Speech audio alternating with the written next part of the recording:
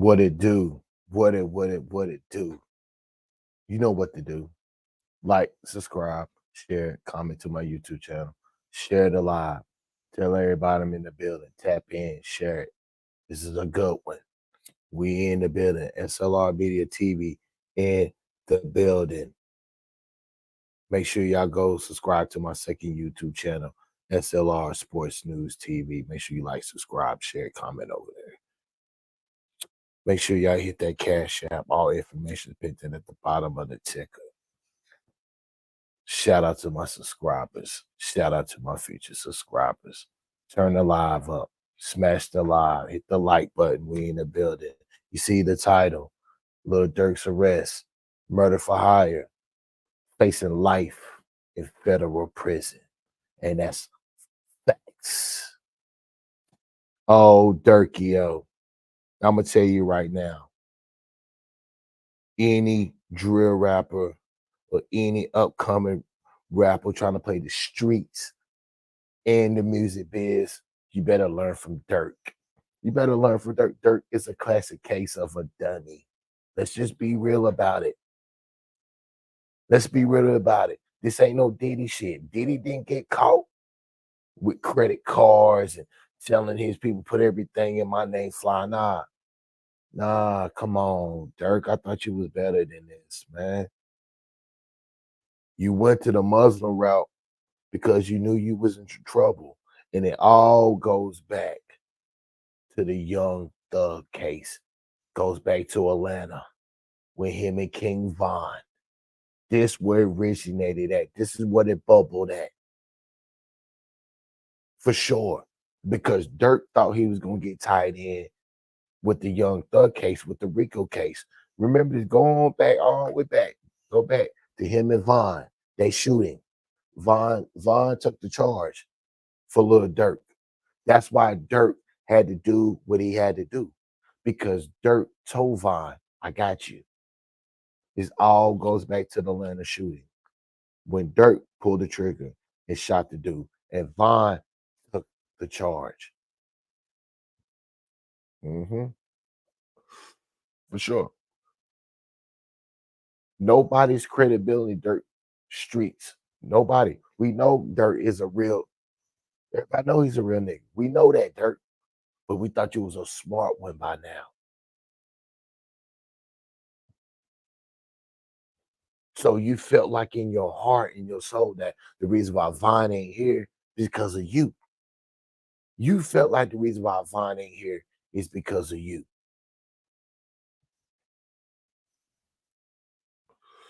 Durk. You hanging out with millionaires, billionaires. Somebody could have gave you the game, Durk.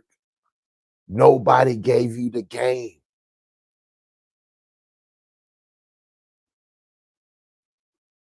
Durk, you got all that bread, bro.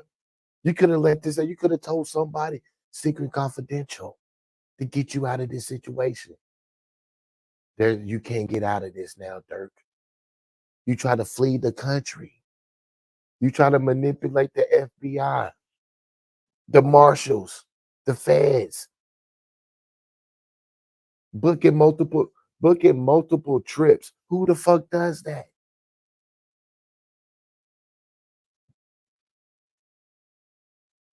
Now we wonder why you could never leave the country until you want to leave the country. You try to pull a Diddy move and it didn't work, Durk. It didn't work. Durk is facing life in prison for being a dummy. Let's get into the content. Let's get into the content. Let's go. We ain't playing around. We striking immediately. We ain't playing around. Let's go. Where we going? We're going with this. A popular rap artist is behind bars after a shocking arrest, as authorities accuse him of being connected to an alleged murder for hire plot. Chicago rapper Durk Banks, better known by his stage name Lil Durk, was arrested yesterday after allegedly attempting to flee the country, and at this time he's being held in a Broward County jail in Florida, awaiting transfer to the U.S. Marshals. According to the FBI affidavit, the Grammy Award-winning rapper is charged with conspiracy to commit murder for hire. His arrest comes on the same day as federal prosecutors announce in California the charges of 5 other men for the attempted murder of Georgia rapper Quando Rondo, whose real name is Tyquan Bowman. Prosecutors say those 5 men all have ties to Chicago gangs and all targeted the Georgia rapper in retaliation for the murder of Chicago rapper King Von. According to prosecutors, all 5 men, who include Kevon London Grant, aka Vonnie, Asa Houston, aka Boogie, David Brian Lindsay, aka Brown Eyes, Keith Jones, aka Flocka, and DeAndre Dontrell Wilson, aka Didi. They all face charges including conspiracy to commit murder for hire, committing murder for hire involving death, and use of a machine gun in a violent crime resulting in death. And the most serious charge carries up to the death penalty if convicted. According to prosecutors, all 5 men have ties to Lil Durk's hip-hop group Only the Family, also known as OTF. OTF was founded by Lil Durk more than a decade ago. And according to the FBI, OTF members engage in violence, including murder and assault, at the direction of Lil Durk and to maintain their status in OTF. King Von, whose real name was Davon Bennett, was also a part of OTF and frequently collaborated with and was a longtime friend of Lil Durk. King Von was shot and killed in November of 2020 outside a nightclub in Atlanta. He was killed in the early morning hours of November 6 during an argument between 2 groups that escalated into gunfire. And he was fatally shot by Quando's associate Lil Tim after the argument. The indictment doesn't name Davon Bennett, aka King Von. Instead, the charging documents state a high-ranking OTF member described by the initials DB got into a physical altercation with someone referred to as TB, and the circumstances surrounding that incident mirror King Von's murder. The indictment says after DB's death, co-conspirator 1 made clear in coded language that they would pay a bounty or monetary reward to anyone who took part in killing TB for his role in DB's murder. That co-conspirator is allegedly Lil Durk, who authorities say made it known he would pay a bounty to anyone who killed Quando Rondo. According to the court documents, the men used an OTF-associated credit card to buy plane tickets to LA in August of 2022 to search for TB, who is allegedly Quando Rondo, and using funds provided by Lil Durk. Durk allegedly texted an associate arranging the flight, "Don't book no flights under no names involved with me." And prosecutors claim when there, Kevon Grant booked a hotel room for the men to stay at and provided the others with firearms. Grant allegedly procured cars, ski masks, and firearms that were used to find, track, and kill TB. According to the FBI, there is video evidence that Durk was staying at the house in the San Fernando Valley that day. According to the indictment, Kevon Grant allegedly rented 2 cars, one of which had a fake license plate for the men to use and follow Rondo and his 24-year-old cousin. But when Rondo and his cousin stopped for gas, according to prosecutors, Asa Houston allegedly drove to a nearby alley before Keith Jones, David Brian Lindsay, and a third unidentified man known in the indictment as co-conspirator 2 carried out the shooting, which was captured on surveillance video. Rondo wasn't injured. However, his cousin passed away after being fatally wounded. According to court documents, the 5 men and co-conspirators used facilities of interstate and foreign commerce, such as planes, cars, cell phones, and the internet with intent that the murder of TB be committed.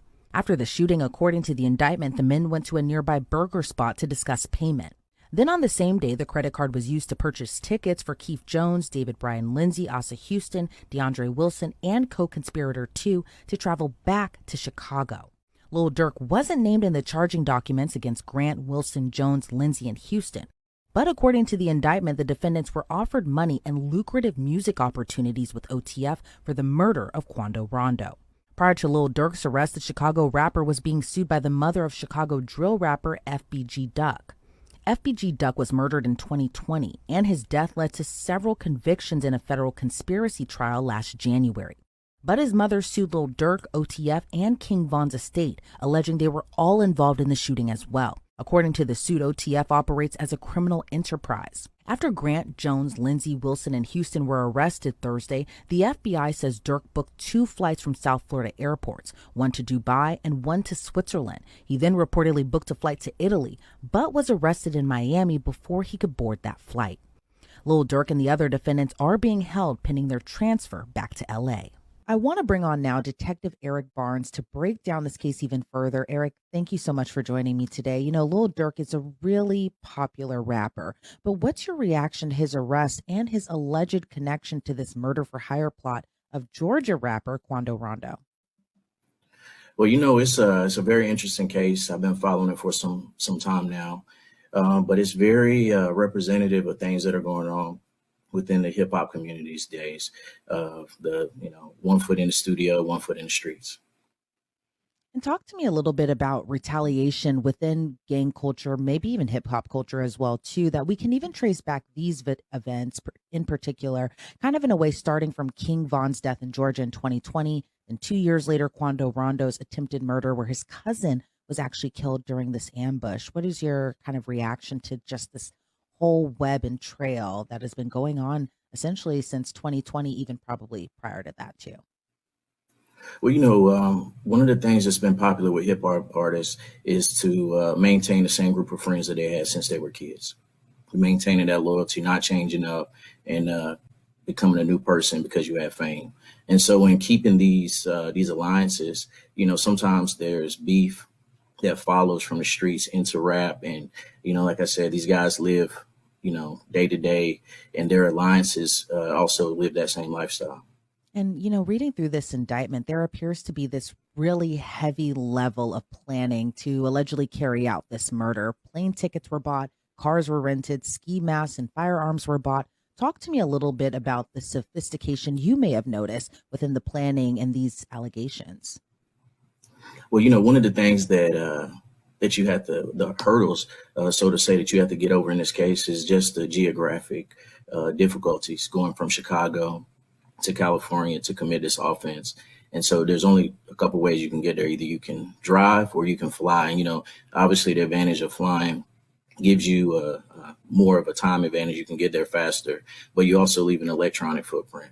And that's what it seems like law enforcement was able to pick up on, was the electronic footprints that were left from purchasing the tickets. Now, when you fly, you also have to have transportation on the ground. So you have rental cars.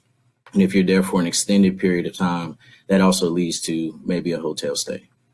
As we talk about this level of planning, it also appears there was also this element of not so great planning if you didn't want to be caught. And some of the five defendants actually used their real names, their birth dates, and photo IDs to book this travel. And then one of the co-conspirators actually texted another co-conspirator saying, don't book no flights under no names involved with me. What's your reaction to kind of just doing this allegedly and using your real name, your real ID, but also kind of wanting to keep this on the down low as well, too, of not wanting to get caught? Well, I think that when I read over that, I was kind of surprised by that, with how unhidden that was. But I think also it plays to the element of what their motivation was. And it seemed that there was some discussion of payment.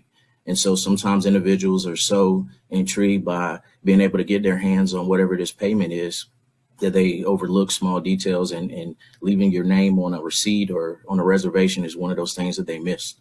When we see kind of these types of cases, a lot of times, I think sometimes the defendants are allegedly always kind of wanting one specific target. But then there are some cases where someone else is hurt or killed, kind of in this focus of retaliation. What are your thoughts, given that Quando Rondo's cousin was actually killed when the murder was allegedly plotted for him?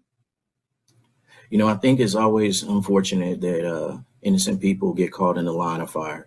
It's something that we deal with often within street violence.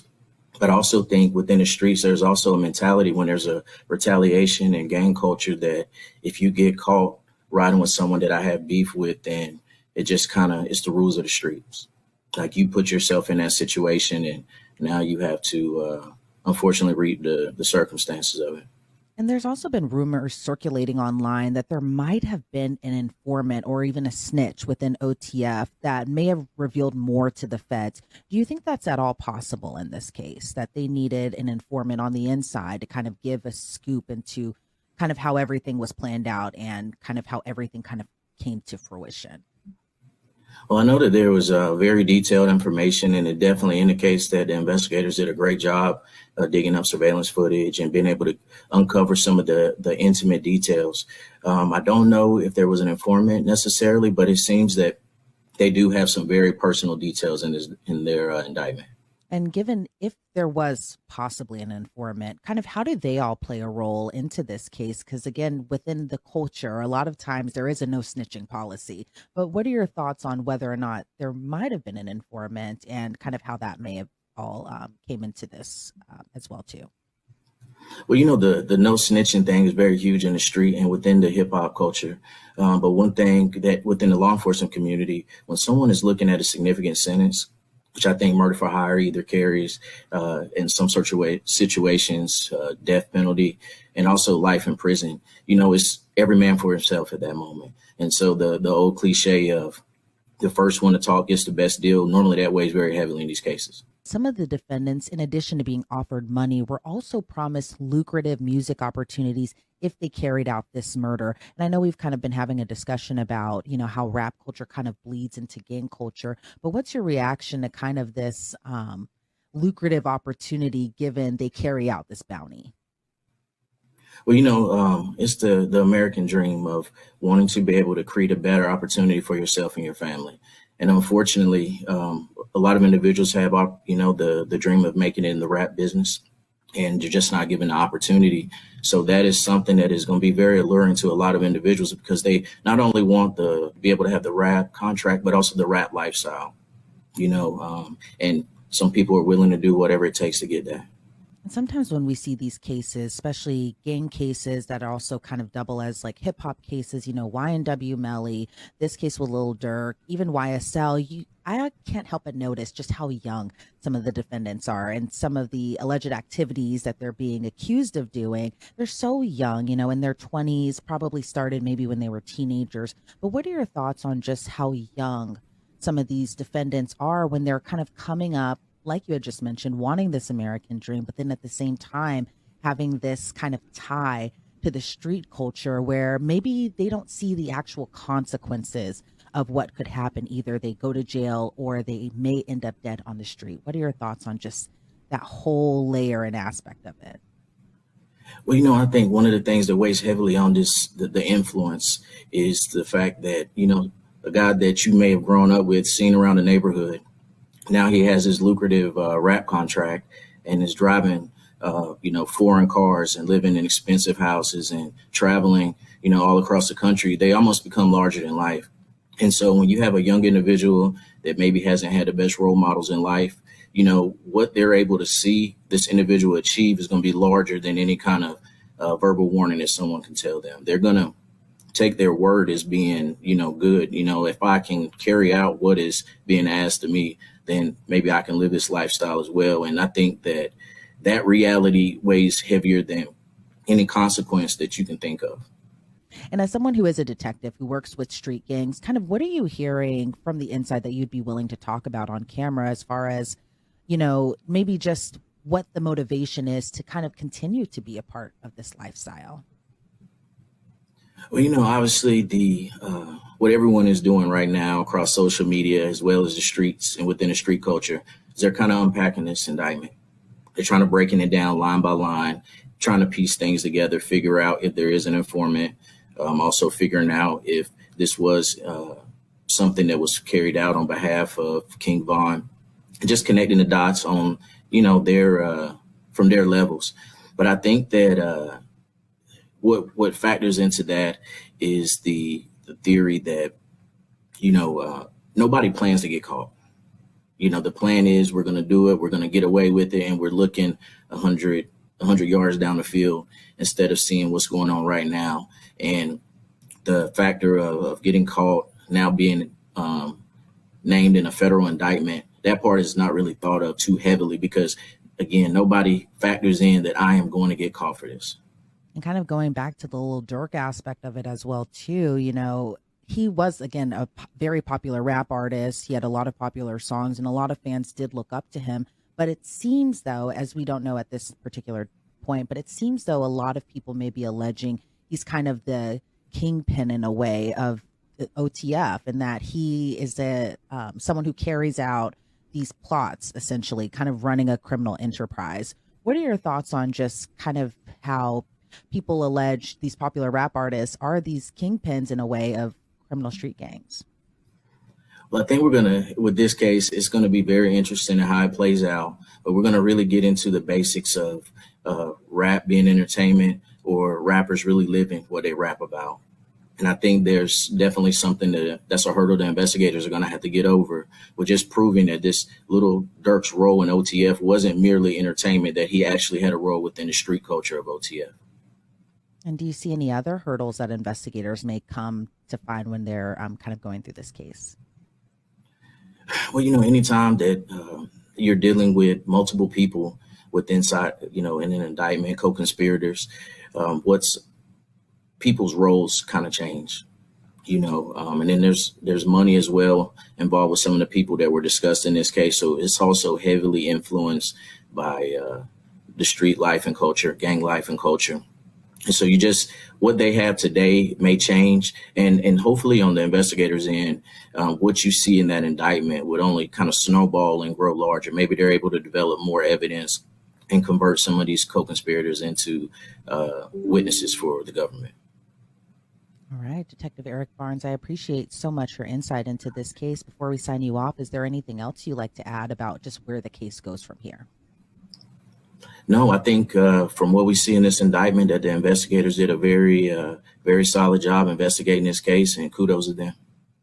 All right, Detective Eric Barnes, again, thank you so much for your time today. I really appreciate it. Thank you.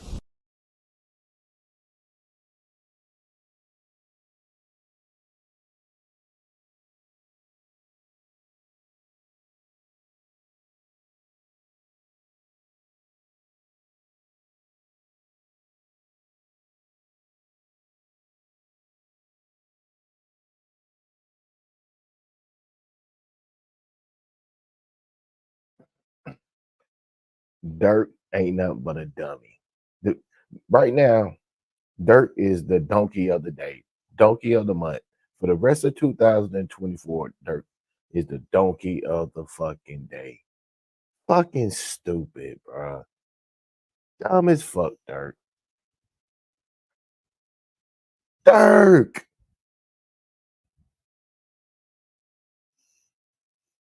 God almighty, boy. Durk! And listen, Durk, you think your girl gonna ride for you? Durk! Come on. You in Fed. The feds got you. They don't come and get you unless they know they got a case on you. This ain't no state shit, Durk. You can spend all the money on the lawyers you want, Durk. It's a wrap. Durk, you fucking stupid. And rich, man, man. It's proven. You can't give motherfuckers money in rap. They're dumb, stupid. You ain't learn from Diddy. Come on, Durk, man. Let's get back to the content. This motherfucker stupid. So here's the guy, his right hand man, allegedly, that served 12 years, OTF jam, supposed to be an informant, wearing the wires, all this and that. Let's get to the content. Let's go. This is what got Lil Durk jammed up. Hit the likes up. Turn me up. Oh damn. Oh damn. Hey, count this much. tell them what's going on, Jam. Hey, you know what's so crazy though? Motherfucker be sitting up there doing all this, sneak this and internet games and all this. Up some money, do something. Like, we winning, bro. I can do it. Whatever it is I want to do, I can do it. Just not what I want to do, what I want. Y'all can't do that, bro. Goof ass. Bro got out what? You know that we did. How many you did all? How many years I did it now? Yeah, that's your last bit. 12. 12. That boy popped out 12 years. Yeah. So much money. We really was just getting that shit in order to just figure out the lanes, man, boy. This shit feels so good, man. 2 lawyers, man. I can tell them about the building you got. Everything. Man, it's closed on the building, man. We ain't fucking around. You know that we did it. It's our time. It's our time, man.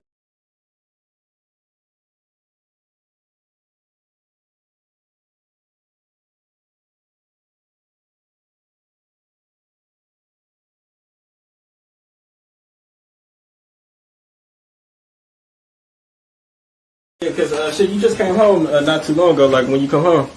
So I've been home a little bit over a year. Yeah, okay. A little bit over a year. Yeah. 12 years flat. 12 years. Like 12 years. Did my time. Ain't told them nobody. Right. Ain't no food shit on my name. Now I'm back. I'm living a life I never thought I'd live. You know? Yeah, shit. Hell yeah, but like, if you can talk about it, like, why did you have to sit down for 12? I went to jail for attempt. Okay. Attempt murder. It was more than that, but shit, that's what I did my time for. Okay. Attempt. You know? Street shit. Yeah. But shit, like, how did you even get linked in with just OTF period? Man, shit. Get LinkedIn. I already do LinkedIn. We grew up together. This ain't no people I met. Nah, I knew them. Like I'm saying, this was before jail. I know Durk was rapping when he had that. We came out that loud on our lifestyle. You know what I'm saying? Like back then, like before y'all never even heard of that. Like, this was shit in our parties, like personal shit. Yeah. You know what I'm saying? Like that's bro. You know what I'm saying? My whole time in jail, that stayed, bro. Like before the money, you know what I'm saying? That was bro. Like I remember when the money wasn't there, for someone to say you 50, I got you and I still do gave my lawyer money and everything when I'm fighting my case. I ain't gonna lie, Durk come through. All that, like Durk come through. that's sure. I don't give a fuck. Nobody say like I know I'm a real witness. Like A lot of niggas bro, can't say stay the anything. same. Like in my life, my whole time in jail, I was straight. What's up? Like, he was one of the main motherfuckers that held you down your whole bid. Hell yeah. A lot of the guys did, but hell yeah, he was. I hood like that though. Shit. Yeah. I hood like that. No, you go back to her. Everybody get taken care of. Everybody get taken care of. I don't know, gang shit, none of that shit. It's like some family shit. Right. My brother locked up. Yeah, we always came together and made sure the guys were straight. Like, shit, this before. Before you I was like going rich. to the home and all type of shit. That shit was mandatory. Like, hell yeah, bro. Like, played this part for sure. Like, overplayed it. I love bro for that. Can't. That shit forever. Yeah. Yeah, because he's super solid, bro. Like, a lot of niggas, like, you know what I'm saying? He said, Jam get out that jam and give him 50, he ain't got to ask again, bro. Like, you know what I'm saying? He ain't got to ask shit, bro. He said he gave you 50, bro. You know what I'm saying? Fact. More than that. Like more than that. Shit. But so, can you tell us how much he gave you, or you don't want to even? No, we ain't gotta get into all that, but bro made sure he made a way for me to be straight, like he's saying gotta ask again, you know, like shit. Free a car, all that. Being able to take care of anything I have to take care of, period. Like, it's still up. That's what we do.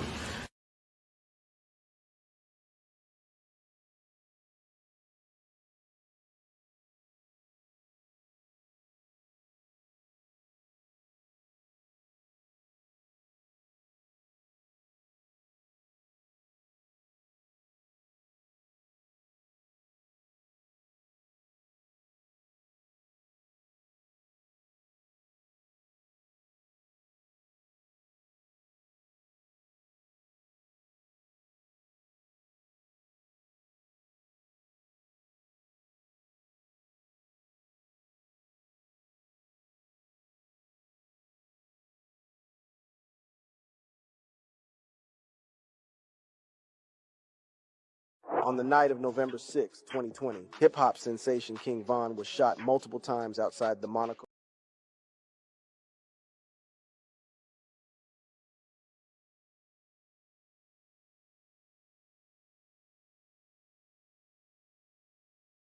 Von grew up in the notorious Park. A popular rap artist is behind bars.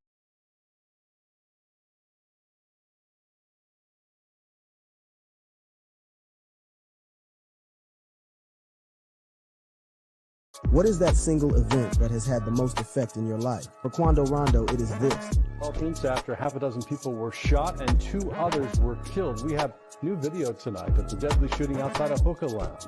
Rapper King Von was one of the men killed. The GBI is now investigating because 2 officers also fired shots. For Quando, ever since Von passed away, every second, every minute, every unknown shadow that colors Quando's curtains, every weird-looking dude that works towards him, every unknown sound, every car that seems to have been following him for too long, and of course, every gunshot makes him wonder, is this the day they come for him? Is this the day someone slides for Von? It's undoubtedly an unfortunate situation. And on the 19th of August, 2022, Quando must have felt that day had finally come. Right now, the search is on for 3 people who police say shot at a Savannah rapper, killing a member of his entourage. It happened in Los Angeles, and cameras captured the aftermath. Shots fired, a fight taken to the streets, and this chaotic scene, the ending of a shooting that started in Los Angeles, California. Although Quando survived the shooting, you could tell he was devastated by this incident. Sheriff's deputies pulling out a man who had been shot in an SUV. At around 5:30 p.m., Quando Rondo and his entourage were at a mobile gas station in Beverly Grove, just a street across from the popular Beverly station. Unfortunately for Quando and his homies, they were just a few seconds from being ambushed and shot in execution style. After filling up the car, and just as they were about to leave the gas station, a white 4-door sedan arrived at the alley way right next to the station. 3 men popped out of the vehicle and began shooting at Quando's black Cadillac. They gassed up their vehicle, and as they were getting into their vehicle, a white car approached from the alley. 3 men got out of that car. They were in all dark clothing. They approached, fired numerous shots. Quando and his men were indeed caught off guard, and their car was shot at multiple times. But while they were being sprayed with bullets, the driver manages to start the car and rushes out of the station. And this is surely what saved Quando's life. The black Escalade eventually stops in the middle of West Hollywood, a few blocks away from the crime scene, and specifically not far away from the sheriff's station. Someone in the car then called 911, but by the time the paramedics arrived at the scene, one of Quando's closest friends, Lil Pab, was dead. And Quando's reaction to Lil Pab's lifeless body being pulled out of the vehicle shows you just how close the duo were. Quando even released a song titled Long Live Pab as a tribute to his close friend. Then he also put up several posts on Instagram mourning the loss of his dear friend, including a picture where Quando showed that a picture of himself and Lil Pab is the lock screen wallpaper of his phone. However, whenever Quando shares a post about his dead friend, most of the comments under his post aren't commiserating or consoling him about his loss. Instead, the rapper's comment section is spammed with comments mocking him for the loss of his dear friend. For every Lil Pab picture Quando shares, most of the comments he gets are from fans claiming that they slide for Von and got revenge for his death, while the other half are insinuating that Lil Durk finally got revenge for King Von's death. Now, no one can confirm for sure whether Durk did put out the hit that got Lil Pab killed. However, these rumors started partly because of Durk's lyrics. On the remix of the song Who Wants Smoke, Durk rapped that people keep trolling him on his page by saying slide for Von, but he already got revenge in blood, but people just don't know it. Durk might have even referenced the Lil Pab shooting in this song, as he also said that people die for pumping gas. The rumors that Durk might be responsible for Lil Pab's death were also started because of a video posted by DJ Academics. DJ Academics posted a video at the same gas station where Lil Pab was killed, but the interesting part of this video was that he had Lil Durk's song Sensation playing in the background, and it was also clear and intentional that Academics wanted everyone to know where he was and what specific song was playing. However, some sources state that Durk might not even be involved at all. Some people believe that Quando and his goons were attacked because they didn't check in with the Crips and because they disrespected the land when they got to Cali. If you from out of town and you banging the hood from California, you don't deal with the same we deal with in LA. So you claiming this for a fashion, and then we really out here dying. Here we feel betrayed. We will book your The man who is speaking in the video you just saw is called Brick Baby. Brick Baby is not only a member of the Crips, he is also a member of OTF. And this is one of the reasons why a number of people are suggesting that Durk is responsible for the death of Lil Pab. In fact, Brick Baby might have even self-snitched in the No Jumper interview. He stated that many people claim you can't say slide for Von anymore because of the death of Lil Pab. Slide for Von, right? Yeah. They say you can't say that. Why? Oh, yeah, because of... Wait, no. Like, who died? You can't say that no more. Oh, because of FBG Cash? Or who? Nah, because Lil Pab.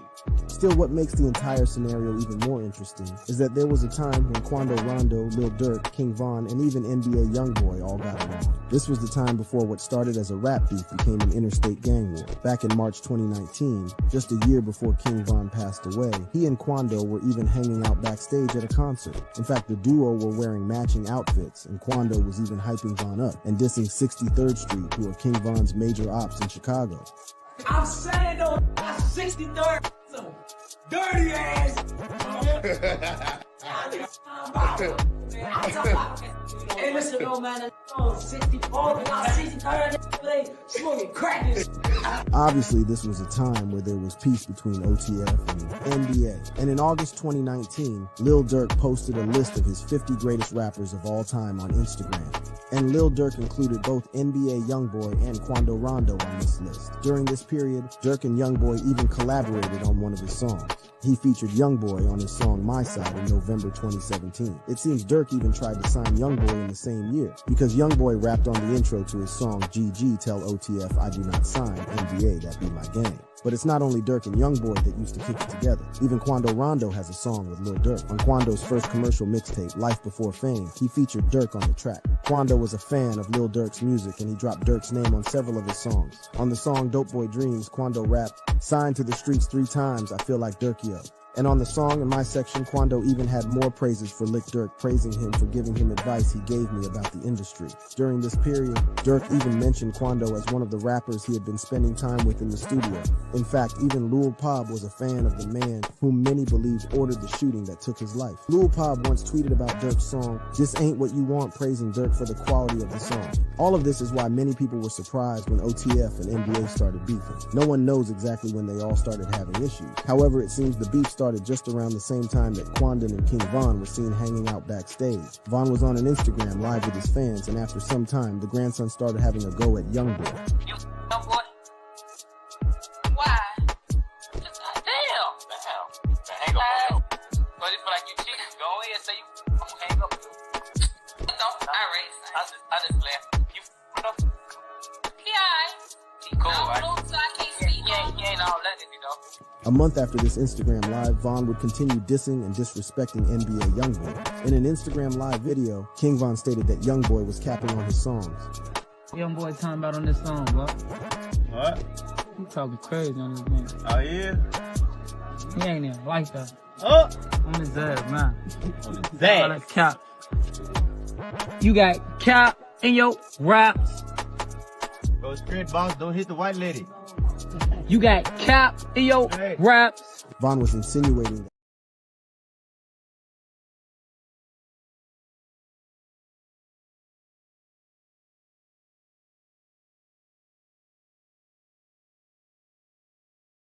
fake gangster, and that he wasn't real or living the life he rapped about in his songs. During this period, the beef was about sneak disses and subliminals in their songs. When Youngboy was released from jail on August 15, 2019 for a shooting that violated his probation, King Von welcomed him home with a tweet that called him ugly. At this point, it still wasn't fully clear whether there was real beef between OTF and NBA, or maybe it was just a healthy competition. In October 2019, when DJ Academics tweeted that NBA Youngboy was the realest street rapper, Lil Durk responded with his own tweet, naming King Von was the realest instead.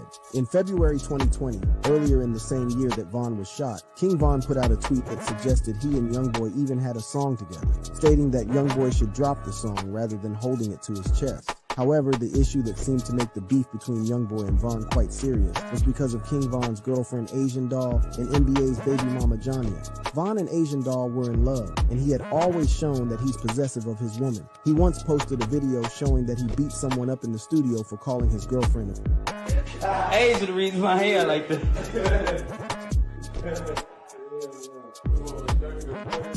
Somebody called my girlfriend a yesterday. And you ain't go smack one of them out of his. However, in the summer of 2020, Von and Asian were going through a complicated on and off stage. Von would sometimes tweet that they had broken up, and other times he would tweet about how close they were, and it seemed he could not even get enough of her. But a few months after this, it seemed King Von and Asian Doll had completely called it quits, as Von shared pictures of himself holding hands with someone new. On the same day, Von put out another tweet stating that no one would believe the female he just made a hit with. Many of the comments under this post stated that King Von had been seen hanging out with NBA YoungBoy's baby mama Janya Mesha. Various pictures were later released that confirmed that King Von was indeed messing around with the mother of NBA's fourth child.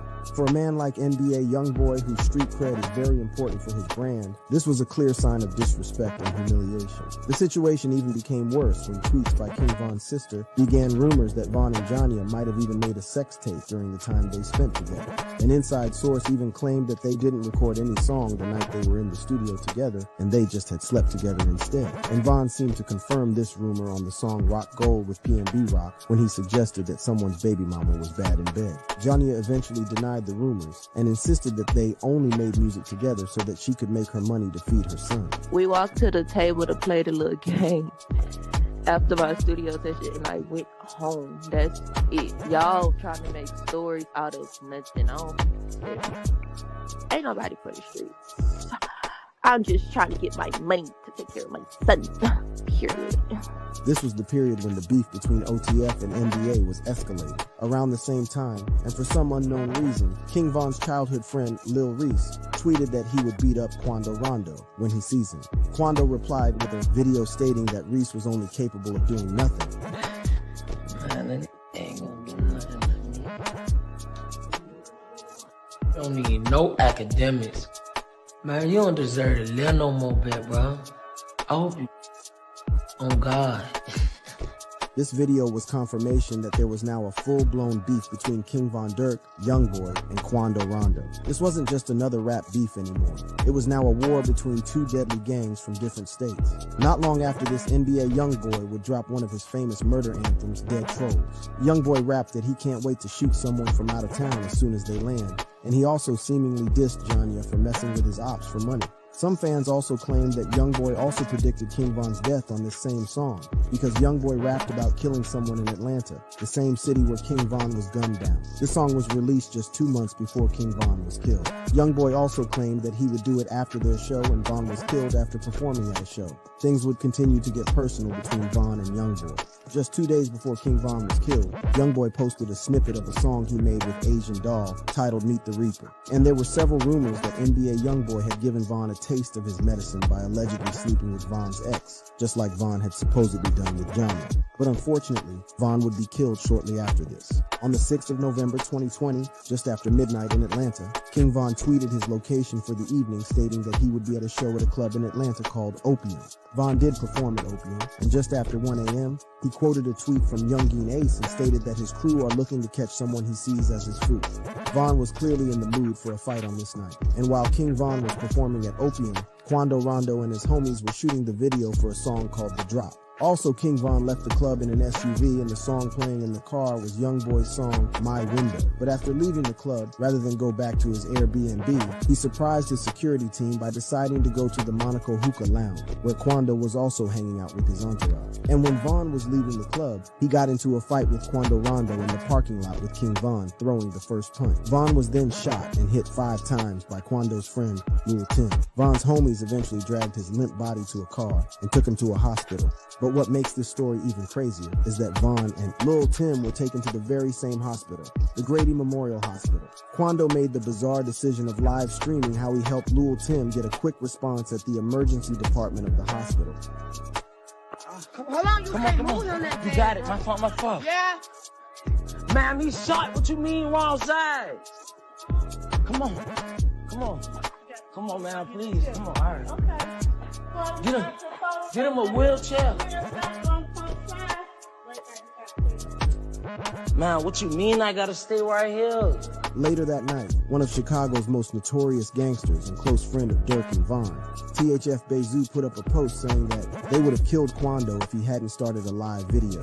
Bezu stated that Quando started the live video because he got scared, and truly starting a live video was quite smart, and that might just have been what helped him make it through this night. Fortunately for Quando, Lil Tim survived his injuries, but for King Von, he was already in critical condition. When he arrived at the hospital, and despite the hospital staff's best efforts, Von was pronounced dead at exactly 4:48 in the morning. And this was the moment Quando's life changed forever. Unfortunately, Quando had become a walking target, and word on the street was that a $1 million bounty had been placed on his head. 14 days after the shooting, Quando released the song End of Story to share his own version of what happened that night. However, many people felt that Quando was mocking King Von with the name of the song. Everyone knew had a series of songs titled Crazy Story, and Quando's title was suggesting that he was the one who had put an end to King Von's story. On the song End of Story, Quando seemingly confirmed that a $1 million hit had indeed been placed on his head. On the only verse of the song, Quando's lyrics were, "$1 million on my head, that's what they say. That's all you got.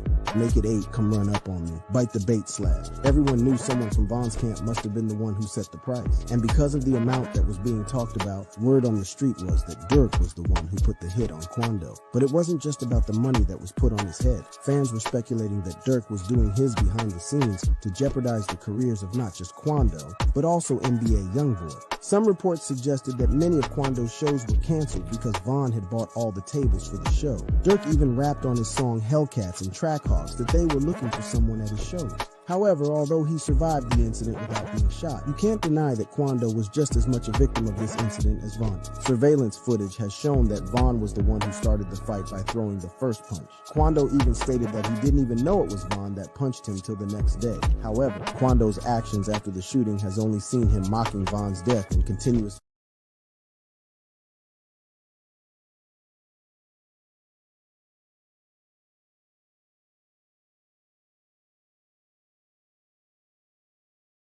shooting has only seen him mocking Von's death and continuously inflaming the situation. First, it started with the title of his song, End of Story. On the same song, Quando also had lines like, "Blood on your brother on the ground, go and pick your mans up."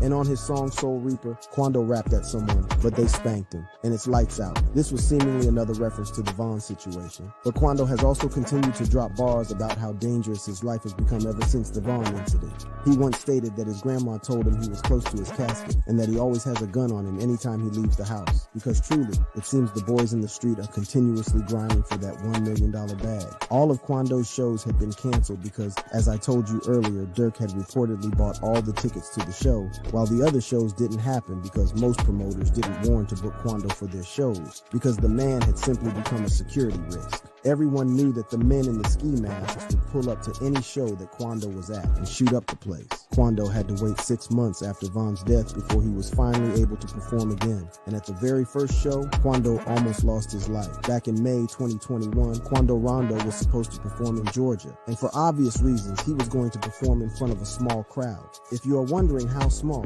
the crowd was going to be around 500 or less people. Quando also had all of his homies on stage with him as an extra security measure. It seemed everything was going well for Quando, and he was able to finish the show without a hitch. However, just being at the event at all had exposed his location to the ops. Just 3 hours after midnight, and at exactly 3:20 a.m., Quando and his entourage were at the parking lot of a convenience store, just 10 minutes away from the club where Quando performed. Quando Rondo and his homies were shot at from across the street. Fortunately for Quando, he was not hit by any bullet. However, someone in his entourage was hit in the hand and rushed to a nearby hospital. Some sources state that Lil Pab was also with Quando when this shooting happened. And after Quando survived another shooting, he wasn't going to miss a chance to use this incident to clown his ops. Quando, Lil Pab, and the man who shot King Von, Lil Tim, were in a clubhouse chat with OTF's Lil Varney when he decided to remind his ops that they had once again failed to hit him. I'm saying, though, I wish you ain't miss your mouth. Yeah, he's feeling. That's what counts. Hey, Joe. Hey, one thing about us, though, we don't do no missing. Quando was once again mocking OTF and Von's death by making it clear to Lil Varney that unlike his ops who had now missed him twice, he and his homies don't miss. And he didn't stop there. Quando continued and went all in by stating that King Von was dead, and there was nothing his people could do about it. That's the fact that man gone, and that's the fact he's mad because they man gone.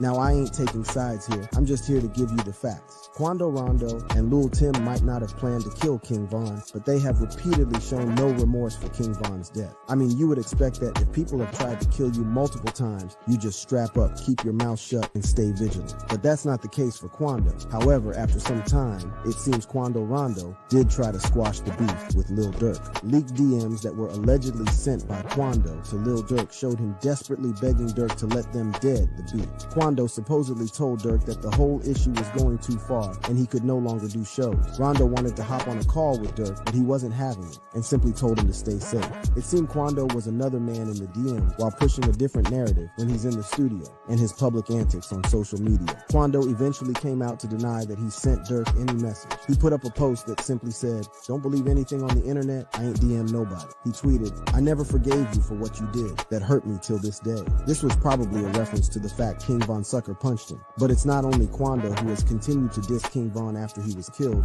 Even NBA Youngboy took shots at Von as well. Shortly after Quando's tweet, Youngboy was doing a Clubhouse interview with DJ Academics, and he decided to have a go at Von as well. He stated that some people come into the industry and start dissing him, but after some time, the same gangsters tend to be around no more. Man, we see how this turned out we see how this turned out with certain that come inside the rap game and feel like, oh, I'm the one who they gotta get into it with for the reach this same point of what. Man, boy, you can stink like your ass a gangster, boy, and they ain't gonna show you something, boy. We done seen this. We done seen this. Wanna be a gangster too bad, wanna be a killer too bad, man. You better calm your stupid ass down for you can't have no type of emotion no more, boy. Youngboy then posted a picture on his Instagram telling his ops to stay safe. This was probably a reference to Durk's reply to Quando's leaked DMs, and also a sort of confirmation that Quando probably sent those messages. And on the 12th of January 2022, NBA Youngboy dissed King Von again on the song Bring the Hook. Youngboy rapped that he's smoking that O-Block pack, and that King Von got folded up in Atlanta, and the disrespect didn't end here. Youngboy then mocked someone whose body was stitched up, and this was another shot at King Von, whose leaked autopsy showed that his body had to be stitched up at the morgue. Youngboy then went on to say that Von must have seen gremlins because of the way that his body shook. And on another song titled No Switch, Youngboy even boasted about the fact that his rapper Quando Rondo was involved in the death of King Von, as he stated that his team are rapper slayers.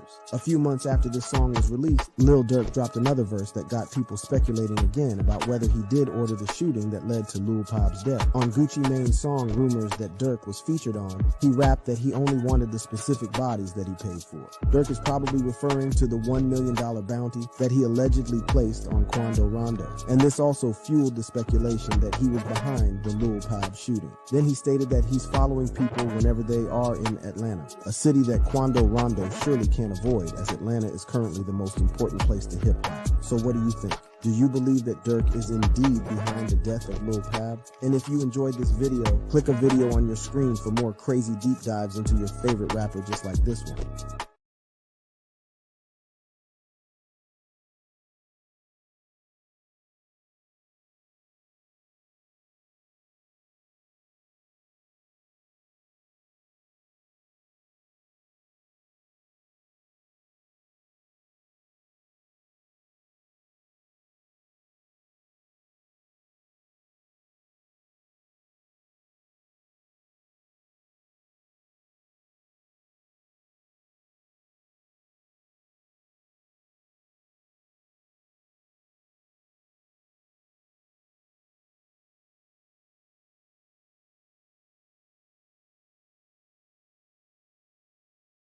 The crazy part about this is like maybe a couple hours ago, it's come out that they had wiretaps of Durk allegedly trying to clean up the people he think might tell. Now, if that... What do you mean by clean up? Okay. That could be taken a few different ways. No, they saying they got wiretaps, allegedly, that Durk is saying, get these people out the way. Damn. Now, that's the case. We have a murder for hire, which carries life. Mm-hmm. Attempted murder for hire, because Quando's in the back seat. Mm-hmm. And that was the intended target, by the way, Quando. And whatever conspiracies for however many people he may have mentioned, right, was not going to help him. is the confusion he tried to of him, his travel. He had one flight going to Dubai, one flight going to Switzerland, but then he had a PJ Go to Italy, I think. going to Italy. Yeah. Right? All booked different places, but all of these require your passport. So unless you got a totally different passport, it doesn't matter where you got your passport registered to fly out of. By the way, did you see the latest breaking news on the Durk shit? What was it? What you got? Oh my God. So apparently, the way they arrested him last night, you were right on the arrest. We got to give it up. Listen, Wack is not 100%. I even apologize publicly for doubting Wack 100 and the exposers. The exposers have came through yet again. Now, they said, so the other dudes got indicted via grand jury, which was they had that indictment for a couple months. Now, remember, I was skeptical that Durk was getting picked up the same day because his name is now on the indictment. We get to find out, you know how he got arrested? A federal agent phoned into the judge and did a complaint. So they're gonna have some type of grand jury stuff on him. But they said that they were monitoring Durk and he had booked a flight to go to Italy. And they said, oh, this thing is running. That's why they locked him up last night. Yeah, they say he booked like 3 different flights, Switzerland over there. You know the reason why they picked Puffy up a night early because his plane, his jet, landed in Teterboro. Yeah, no, that's a fact. That's what people don't realize. A lot of people don't know that Puff rents the jet out.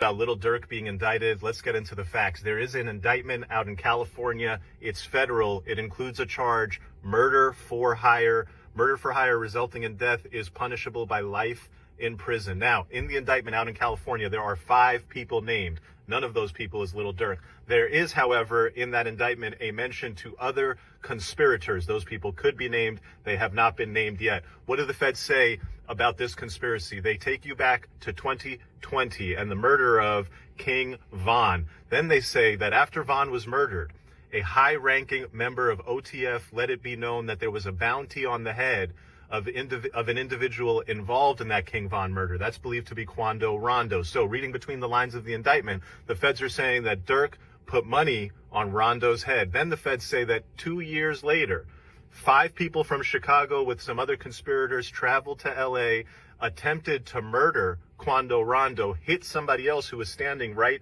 next to Quando's car. The feds have a lot of evidence. They've got plane tickets. They say the plane tickets were purchased using an OTF associated credit card. They say the gun was supplied by an OTF associate. They have 5 people in custody. They're probably going to get some more. And then they're going to start squeezing on people and say, hey, have you seen this man? Does he run this crew? Did he provide some money to you? And then you will. Lil Durk actually did slide for King Von, however it costed him everything. Reports would just be released moments ago. 5 Chicago gang members with ties to Lil Durk's OTF accused of being hired to deal with Quando Rondo in LA for the incident where Lil Pab sadly was targeted as revenge for King Von. The suspects are facing life penalties. The indictment alleges flights, rental cars, and everything was paid for with credit cards that are linked to OTF. Once this news broke out, we would even see an announcement of rapper Lil Durk has been reportedly arrested following the recent arrests of other OTF members, alongside DJ Academics reacting to it on live stream. Well, so this is what we got, and you tell me if we're hot or cold. We believe, and I'm hoping this isn't true. This is one of the times I want to be wrong, because this is my man. Okay? We believe that co-conspirator 1 seems to be aiming at somebody who's a boss within the OTF organization that could call, that could put money up and also promise music opportunities. It appears that it's aiming at someone who would be Durk or it could be Durk's brother who passed.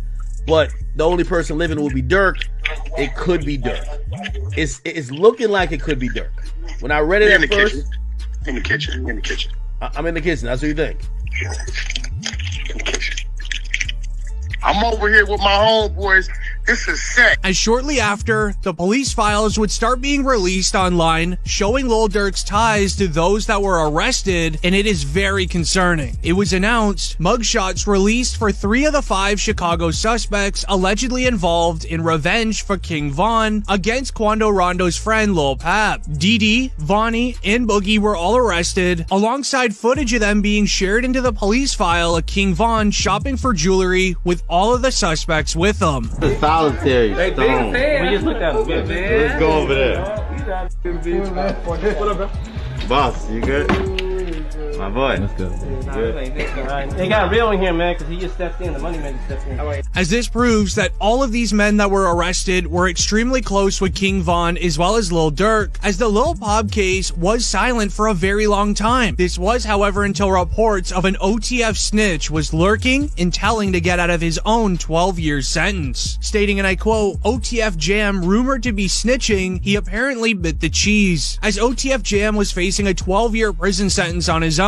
However, the feds broke him a deal saying that you're free to go if you can give us information on the Lil Pab passing, as the police files regarding the investigation of Lil Pab is extremely disturbing. Lil Durk and OTF went hard against NBA YoungBoy's affiliate Quando Rondo and his crew for his involvement with Von's passing. At first, Quando didn't want any beef. He even begged Lil Durk to stop in DMs, since Lil Durk had been buying out all the venues for Quando's upcoming shows, making him lose out on a ton of money. When Quando knew that Durk wouldn't let it go, he would then release the song Soul Reaper, saying, and I quote, man ran up on me, then we sprayed him, I'm talking lights out. We do the dash in that Durango, jump out with the pipe out, so tell them to pipe down. Now, Lil Durk didn't diss back for a very long time. This was likely due to him plotting and making a contract for those that want to get revenge for King Von to earn some sort of financial gain in doing so, as suddenly we would hear the news of Quando's crew getting hit at a gas station. Right now, the search is on for 3 people who police say at a Savannah rapper, a member of his entourage.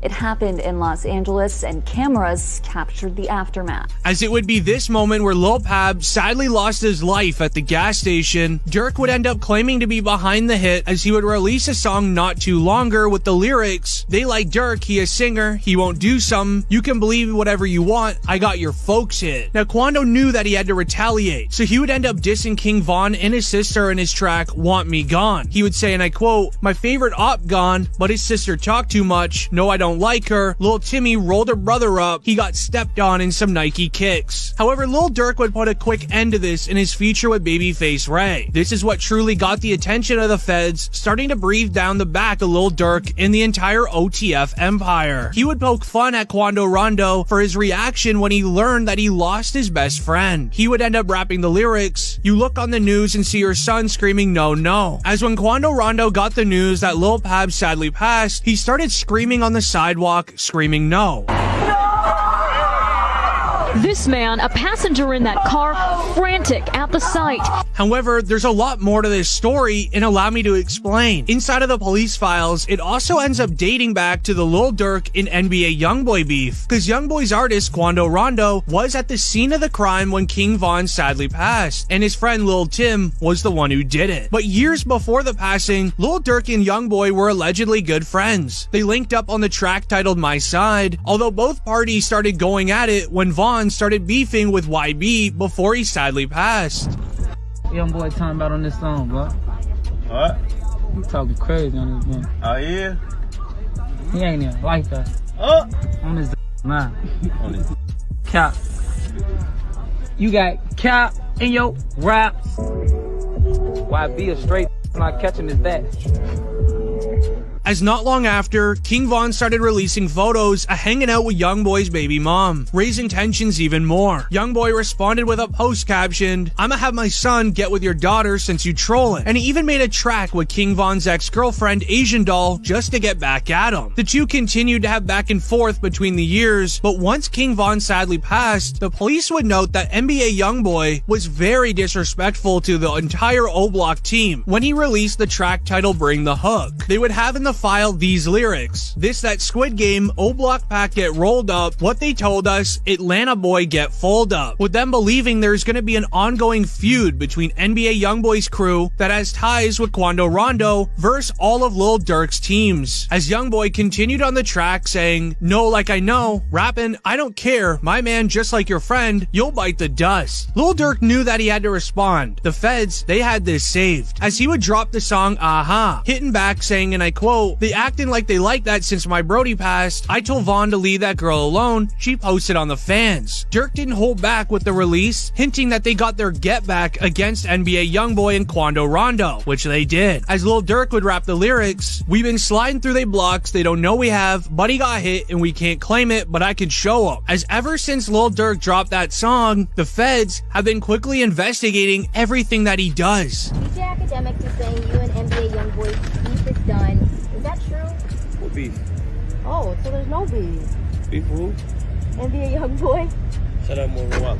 However, what's more concerning is an interview from Ruga, who would end up revealing that he's allegedly scared for his life because of Lil Durk. Anyone in the actual street life that is going back and forth between O-Block and 63rd, all of these street teams that are going to war every single day against each other, they know something about Lil Durk that we don't, and the police are just trying to figure it out every single day. I ain't gonna lie to you. What? No Durk, man. No Durk questions? Talk about Durk, bro. I don't even want to mention that name in this interview. As it really makes you wonder, did the FBG duck passing also have any connections to Lil Durk as well? We know that it had King Von connections, but Lil Durk seems to be a forgotten member in all of these street beefs until now. When he witnessed two cars stop in the middle of Oak Street, 4 men got out and started. It was very rapid. There was no stop. Word is spreading on social media that the 26-year-old man pronounced dead is a well-known Chicago rapper.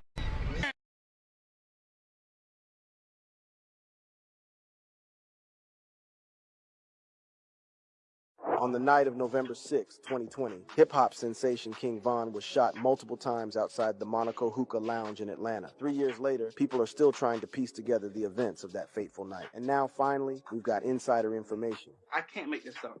For some reason, Von wasn't himself. In this video, we peel back the layers of one of the most shocking hip-hop events of this decade, revealing the real reason why King Von died on that night. Stay locked in, because the truth is darker and more complex than you ever imagined. The night of the hit. On November 6, 2020, at around 2 a.m., an argument broke out between two groups outside the Monaco Hookah Lounge in Atlanta, Georgia. The exact cause of the confrontation remains unclear, but tensions escalated quickly. King Von, always loyal to his crew and never one to back down, found himself right in the middle of the madness. Things heated up fast, and before anyone could blink, shots were fired. The situation spiraled out of control, and within moments, gunfire erupted. King Von was shot multiple times. On-duty and off-duty officers responded swiftly, attempting to intervene and stop the shooting. More gunfire followed as the officers confronted the shooters, adding to the chaos. Despite their efforts, the damage had already been done. King Von was rushed to a nearby hospital by a private vehicle, a desperate attempt to save his life. Unfortunately, he was pronounced dead shortly after arriving at the hospital. He was just 26 years old. To many, his death was a shock. King Von had a promising future, and his sudden death left everyone questioning if there was more to the story. There is more, but to understand what led to that fateful night, we need to look back at the events that unfolded before that night. In the days leading up to his tragic passing, King Von was in Atlanta, Georgia, celebrating the release of his highly anticipated album, Welcome to O-Block. The album, which dropped in late October 2020, was a significant milestone in his career, showcasing his lyrical prowess and storytelling ability. Von's music was reaching new audiences daily, and his star was undeniably on the rise. On November 4th, 2020, Von appeared on DJ Academics' podcast to address ongoing rumors about a feud with fellow rapper NBA Youngboy. During the interview, Von downplayed the conflict, attributing it to internet speculation and assuring fans that there was no real beef. People told me you and Youngboy was beefing or something like that. I know they said something about, what happened, Father? What's going on with you, man? They be saying that a lot. It's like we got the same interests and hoes, and then you know how the internet will try to make it. Don't tell me I got problems over girls. No, it's the internet, gang. The next day, November 5th, Vaughn woke up and gathered his entourage, which included his manager and around 20 others. That evening, they headed out to Opium nightclub, where Vaughn was set to make an appearance and promote his new project. He hopped into his bulletproof Hellcat, followed by 8 other cars filled with friends and associates. By midnight, they arrived at the club. Vaughn's manager noticed that something seemed off with him that night. He couldn't quite put his finger on it, but it felt like Vaughn wasn't himself, almost as if he knew something was about to happen. They stayed at Opium for a few hours, and fans uploaded videos online of Vaughn enjoying himself at the club. Everything seemed normal, but little did anyone know these would be the last videos of King Von. Around 2 a.m., just 2 hours before his tragic end, Vaughn and his crew left the venue. According to his manager, everyone believed they were headed back to their Airbnb, but somewhere along the way they lost sight of Vaughn's car. This was strange. It was completely out of character for Vaughn to vanish without a word. Panic set in as they realized he was missing. Because normally, if we got an after party or we got anything we're going to, we know as a team. Everybody know to be on point. You know what I'm saying? We're traveling with a real deal gangster, a real stepper. So everybody gonna know how to move. But from that night, I don't know what it was. Maybe it's God timing. I don't know what it was, but Vaughn completely went on his own course. They started calling his phone, trying to figure out where he went. After several calls, they discovered that Vaughn had rerouted to an after-hours hookah lounge across town. A little before 3 a.m., Vaughn pulled up to Monaco Hookah Lounge, but decided to wait in his car while the rest of his entourage was still on their way. About 15 minutes later, Vaughn was still in his bulletproof vehicle, staying warm. His manager, followed by 6 other cars, pulled up to the parking lot. He hopped into the car with Vaughn and once again felt that something was off. I can't make this up. For some reason, Vaughn wasn't himself. I'm not gonna lie. This is somebody who's more on point than security at. This somebody I'm on the road with, I'm with him. Like, cause he know how to move, he know how to pick spots. Like, yo, this man is like, I promise you, the best artist I ever moved in my life. They stayed in the car while the rest of the entourage waited in their vehicles due to the cold night. After a few minutes of talking, Vaughn's manager convinced him it was time to go inside. He informed the security team, who then performed their usual checkup to ensure the venue was clear of any threats. With Vaughn being a high-profile rapper, this was standard procedure before entering any venue. Since they couldn't bring weapons into the club, security left them in their cars. Just as they were about to walk in, one of Vaughn's friends alerted him that Quando Rondo was in a car just a few feet away. Quando Rondo is a rapper from Savannah, Georgia, and is known for his association with NBA YoungBoy. It's unclear whether Vaughn received a tip about Quando being at the club, or if it was a mere coincidence that they both ended up at the same location. This could have been the reason Vaughn seemed off that night, as he might have known something no one else did. Normally, Vaughn was calm, collected, and soft-spoken, but on this night, he was different, reacting on impulse. He jumped out of his vehicle and approached Quando without a second thought, not knowing if Quando was alone or had backup. In a flash, the two came face to face. Vaughn threw punches at Quando before any words could be exchanged. As the fight erupted, others rushed over. What Vaughn didn't realize was that the white vehicle Quando stood next to had his crew inside. At 3:20 a.m., just seconds into the brawl, a gunshot rang out from only a few feet away, striking Vaughn in the side and catching him completely off guard. The gunman, later identified as Lil Tim, emerged from behind the car and fired multiple shots. Vaughn was hit 3 to 4 times, and his manager was also shot in the leg. So why did Vaughn throw the first punches at Quando? Well, remember when Vaughn said the beef with NBA YoungBoy was no big deal? A lot of people think it was actually a big deal, and that Quando was right in the middle of it all. The initial sparks of their beef can be traced back to social media and subtle jabs in their music. King Von, never one to hold back, during a live stream called out YoungBoy's authenticity in his music, suggesting that the gangster persona he portrayed was more fiction than fact. YoungBoy talking about on this song, boy. What? You talking crazy on this one. You got cap in your rap. Obviously, this did not sit well with YoungBoy. Adding fuel to the fire, a photo surfaced online showing King Von holding hands with YoungBoy's ex-girlfriend and baby mama Johnny Michelle. And as we all know, YoungBoy has always been known for his possessiveness over his girlfriends and his exes. When YoungBoy saw King Von with his ex, he took it as a direct insult. He didn't take it lightly at all. He fired back with a series of mysterious posts and even made a song with King Von's ex, Asian Doll. The back and forth between the two rappers got heated, with both sides attacking each other's credibility and street reputation. Things got even more intense when Youngboy's close ally, Quando Rondo, jumped into the mix. Quando, who had a tight bond with Youngboy, took on the beef and started openly supporting him. This wasn't the first time Quando took on Youngboy's battles. Back in 2020, when Kodak Black and Youngboy clashed, Kodak accused Youngboy of cooperating with the police after a stabbing incident at his home. This sparked a social media feud between Kodak and Youngboy. Quando stepped in and backed Youngboy all the way. At one point, Quando even went on Instagram Live and was filmed burning the merch for Kodak's label Sniper Gang. Chill out, man. Man, we NBA, man. What's on that shit? Quando embodies the true meaning of ride or die when it comes to Youngboy. The animosity between King Von and NBA Youngboy kept escalating, evolving from music and social media jabs to something much deeper and personal. Many believe this intense feud played a significant role in King Von's tragic death. However, some people think it wasn't just the beef with Youngboy. They believe King Von's gang affiliations were the real reason he was taken out. Gang affiliate. Vaughn grew up in the notorious Parkway Gardens on Chicago's South Side. This area, infamously known as O Block, is a stronghold for the Black Disciples, one of Chicago's most feared street gangs. In its early years, Parkway Gardens was seen on South LaSalle Street. The whole place was buzzing. However, tension simmered beneath the surface. Among the attendees was 19-year-old rapper King Von. Spotting rival gang members at the party, King Von chose to leave, sensing imminent trouble. The party's host and a popular rap artist is behind bars after a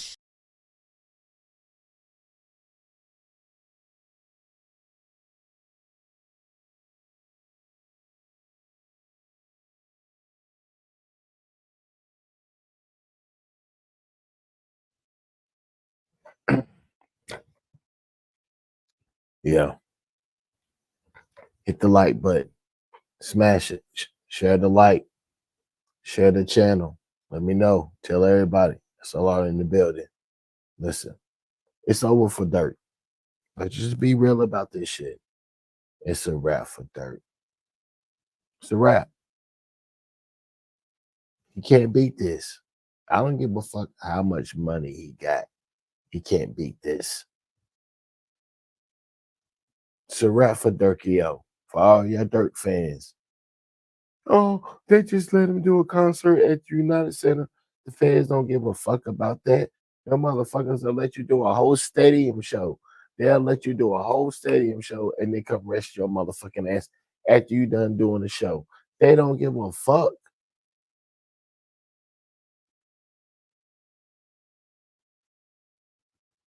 It's a wrap for Durk. Tell everybody, S.L.R telling y'all, it's a wrap for Durk.